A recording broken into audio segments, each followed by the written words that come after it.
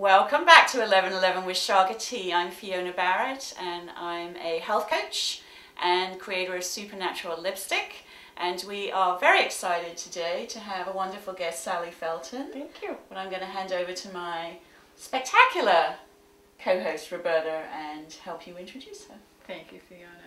Yes, and I'm Roberta Chaga. I'm the author of Good Boy Jesse. And I'm here today because we have an amazing special guest, Sallie Felton. And Sallie is a life coach and an author and many, many other things. I met you a few years ago. Many years ago. Yes, many years ago, and I didn't want to count them. We won't do that. But you helped me in a big way at that time. So let's welcome you to our show. Thank you. And Welcome, Sallie. love to hear what you have to say. Happy to be here. Yes, thank you. Thank you. It's interesting. You asked me to come to talk about my new book, which is this. Yes. It is, If I'm So Smart, Why Can't I Get Rid of This Clutter? And when we think about clutter, when you all think about clutter, what's the first thing that comes to mind? My closet. And we did her closet. We did. We did her closet. We took a picture of her closet in the kitchen. We should show before and after on our fan page. Ooh, Thank That you will very hold you much. accountable. Ooh, there we go.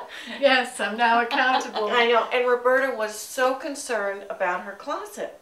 And we took a picture, and I said, it doesn't look that bad. No, we didn't.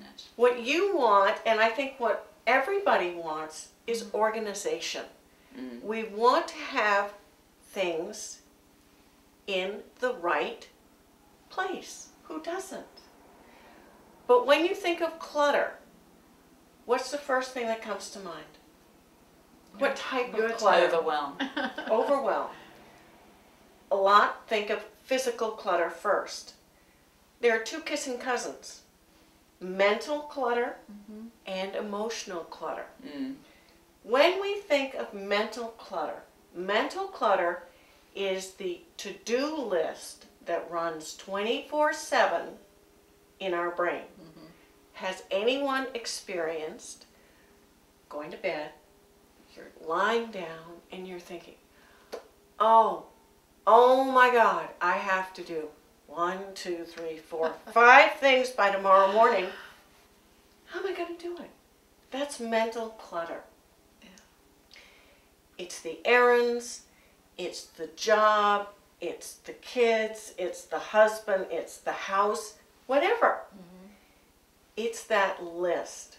One way to begin to downsize mental clutter, before you go to bed, take a piece of paper and write down 3 things that you want to accomplish by tomorrow, by the end of tomorrow. And you'll say to me, Sallie, are you kidding me? I have 25 things to do. So what? Did you do all 25? And at the end, how did it make you feel when you didn't do all 25? There's no success in that. There's no feeling better when you do that. It's not a feel-good. It isn't. Yeah. 3 things. I don't care what it is. I don't care. But what you want to do is to use SMART goals. And this is an acronym. S is in simple and specific. Make the job simple and specific. M, make it measurable. A is attainable. We want to be able to attain this. R is realistic. You and your closet. You are not going to do this, in an hour. Right. It's going to be a process. T is time oriented. I'm not going to say to you, Roberta, at the end of this interview, I want you to go, get undressed, get your grubby clothes on, and have a great time dealing with your closet. No. Okay. We set up small goals. If you know that you only have 15 minutes to work on something, start at your top shelf. Start at the easiest and work your way down. Okay. Because when you feel successful with having done something, it builds momentum. Great advice, for sure. Really. I hope you have a closet you need to work on too, Fiona. I've got several. You laugh. It's a work in progress, I always. I have 2 sock drawers. I have the winter sock drawers full of bunchy, old, warm, woolly socks. And then you have your dress-up stuff. And I'm thinking, oh my gosh. You know, the kids love to give me socks for Christmas. And I'm at the point where they're breeding. They're breeding. And people laugh, you know, you're going to go attack your sock drawer? Yeah, actually I am. Yeah, I am. It's not a bad idea. It isn't. No.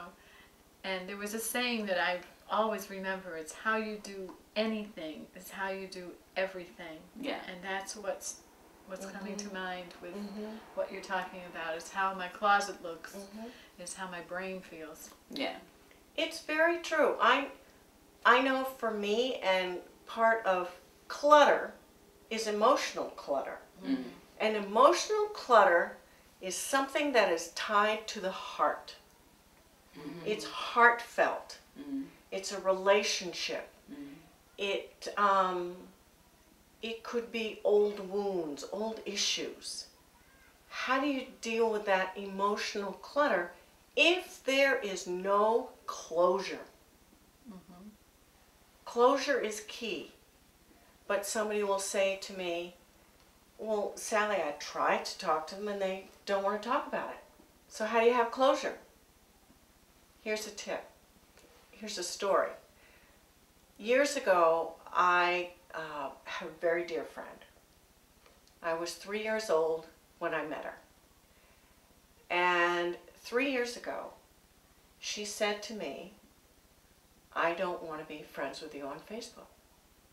And I thought, well, okay, I can respect that. You know, you don't want to do that. And then she said, I really want nothing to do with you. I went, what? What did I do? Am I that bad a friend? What did I do to offend her? This was my emotional clutter, and let me tell you, it hit hard. I'd known this woman for 57 years. And all of a sudden, she wanted nothing to do with me. So I thought, okay, I've got some choices. I could play the victim, say, woe is me, or I could be proactive and do 2 things. I could either call her up or write her a letter. When you do this, you cannot have any expectations of the outcome at all because you don't know what they're going to do. All you can do is from your heart. So the first stab, I wrote her a letter. I told her how she touched me and our relationship. What she meant to me. Not, you really hurt me here. Right. That's attacking. Come from a place of personal. What does this person do to you? Because nobody can chastise you for that. You're telling the truth. You're being honest.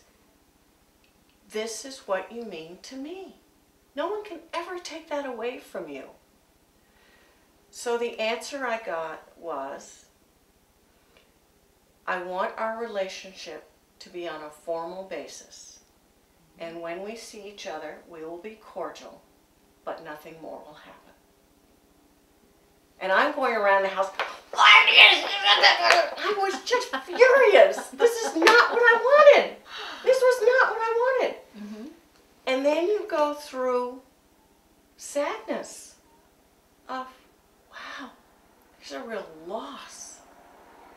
A loss to me. So you were mourning. I was mourning the relationship. Mm. This person knew me from childhood. Mm. And the more I asked, what did I do, the more I got the phrase, and you'll love this one, Oh.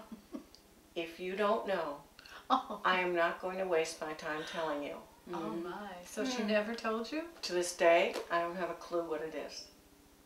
And I had to let that go. And I also ceremoniously wrote another letter and bid her goodbye. And I went out to the lawn, and it was a very sacred ceremony with my dog next to me.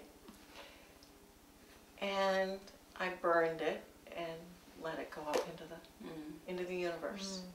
Mm-hmm. But I've never forgotten that. That's emotional clutter. Yeah. But once you yourself can have closure to it, so much the better. And I've written about a lot of my own experiences in this book. A lot of that. And that story is in here. So it's kind of an analogy of being able to close your closet door comfortably. Exactly. And putting closure to emotional Exactly. Yeah. clutter too. Yeah. Yeah. Thank you for sharing that story. Absolutely. Yes. Well, that's a lesson to be learned to deal with that kind of a conflict. Absolutely. Most of us don't take that step. Mm. You would avoid it or just not deal with it.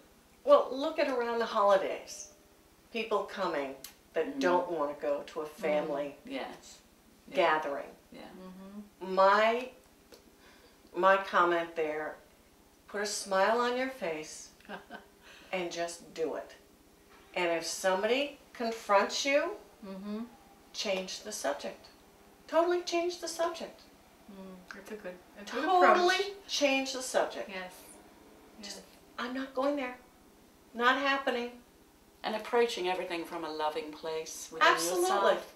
Love, I really think, dissolves a lot of dissension or anger. So. Remember, what you put out is being modeled by the next generation. And a lot of people don't remember that.